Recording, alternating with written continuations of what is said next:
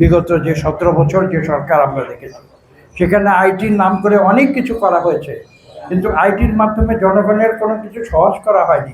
আইটির মাধ্যমে হাজার হাজার কোটি টাকা দুর্নীতি করা হয়েছে।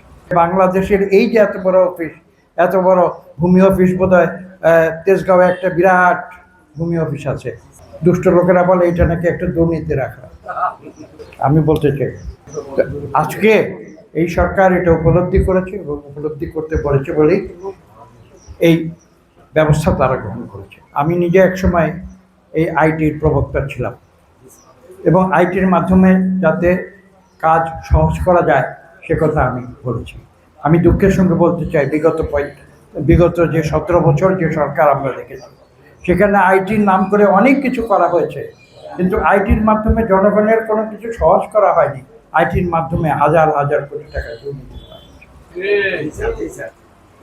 আজকে আমরা আইটির কথা বলছি বাংলাদেশে, এই যে কিছু মনে করবেন না, এই যে এখানে আমরা যারা হয়তো 100, 150, 200 লোক আছি, তাদের মধ্যে কয়জন সত্যিকার অর্থে আইটিতে গিয়ে সেই সমস্যার সমাধান করার মতো পারদর্শী আছেন?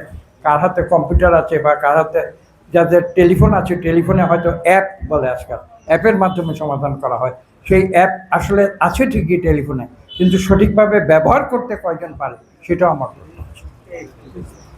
কাজেই কেবল মুখরোচক কথা বললে হবে না, মানুষের জন্য সত্যিকার যাতে উপকার হয়, মানুষের কাছে সরকারি যে বিভিন্ন প্রক্রিয়া সেগুলো যাতে সহজতর হয়, সেটার দিকে আমাদের দৃষ্টি দিতে হবে।